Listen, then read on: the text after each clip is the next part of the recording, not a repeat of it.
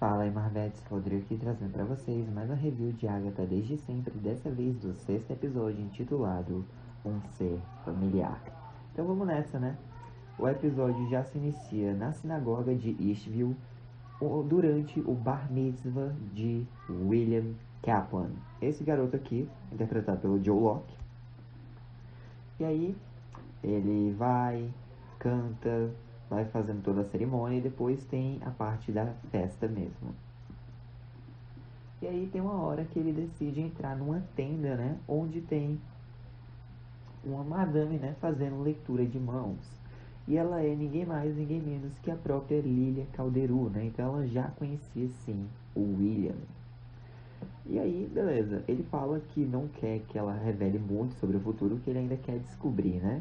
Então ela vai, lê a mão e se assusta um pouco, pois a linha de vida dele está partida em duas.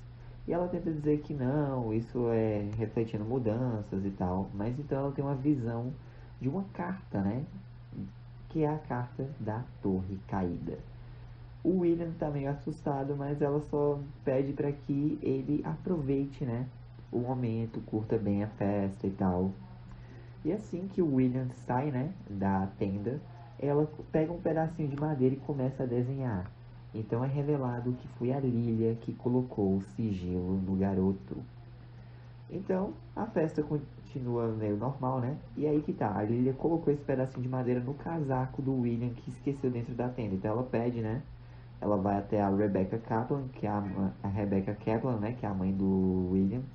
E diz, um garoto aqui entrou, esqueceu o casaco, eu não sei bem quem ele é. Então o sigilo já fez efeito, né? Então beleza. A Rebecca coleta o casaco, mas a festa é interrompida devido a uma atualização lá na anomalia de Westview. Então os Kaplan entram no carro, vão embora dali, né, dirigindo para casa.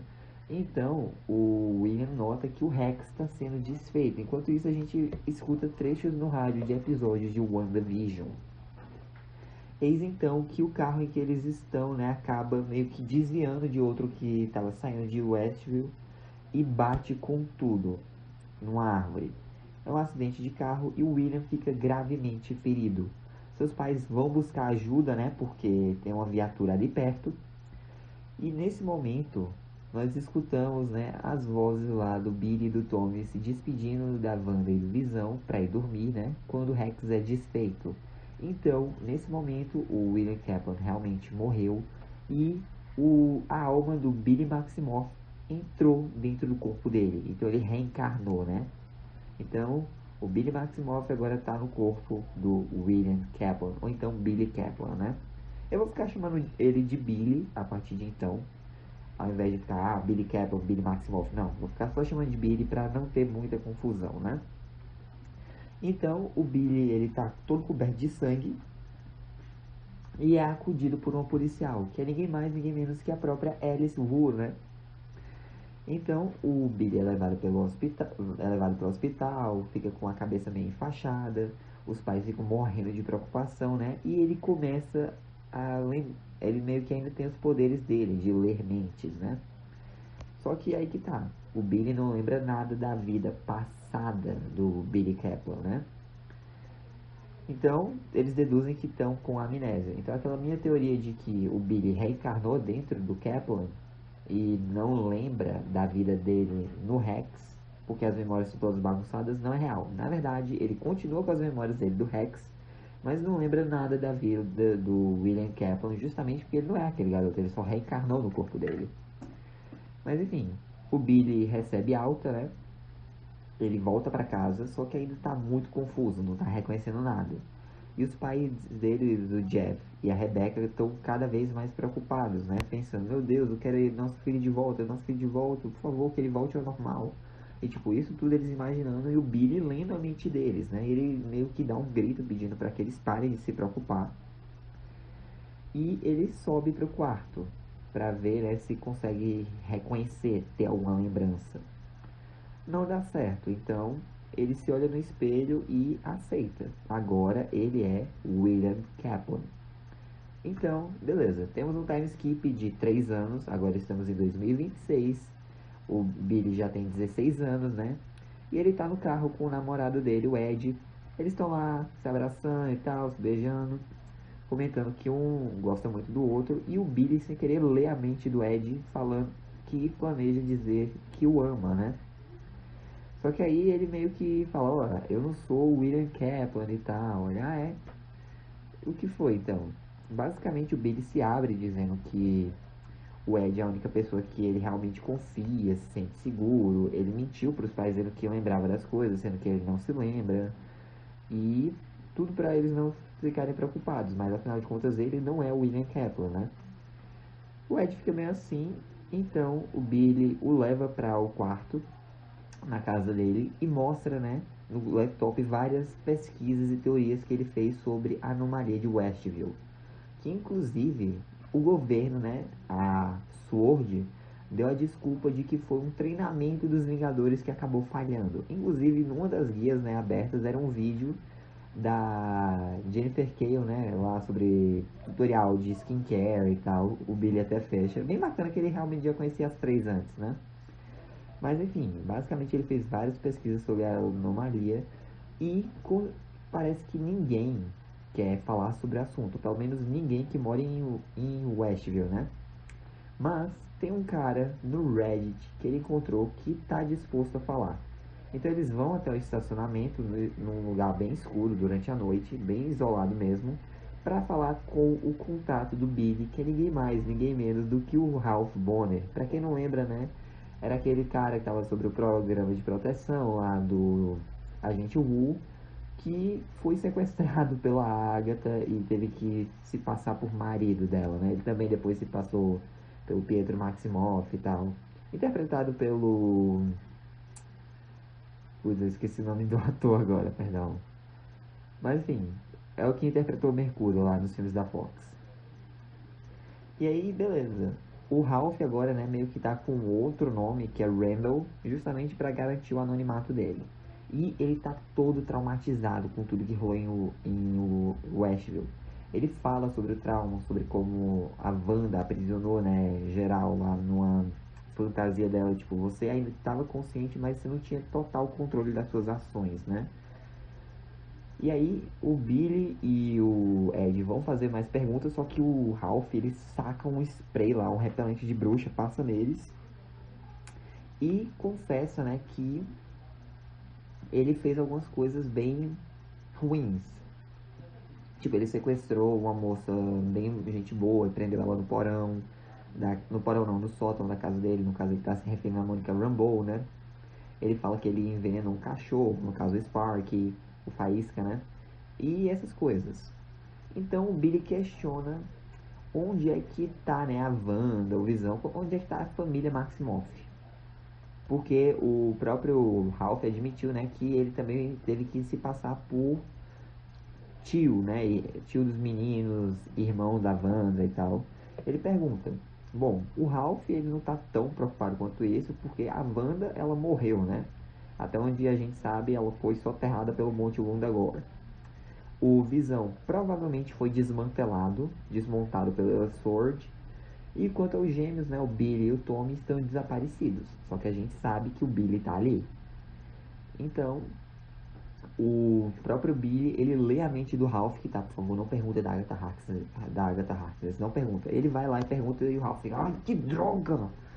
E aí ele conta, né, que a Agatha é uma doida que invadiu a casa dele e o obrigou, né, a ser o marido dela, ficar numa fantasia e tal. Ela também brigou lá com a Wanda, aparentemente era uma bruxa, sei lá.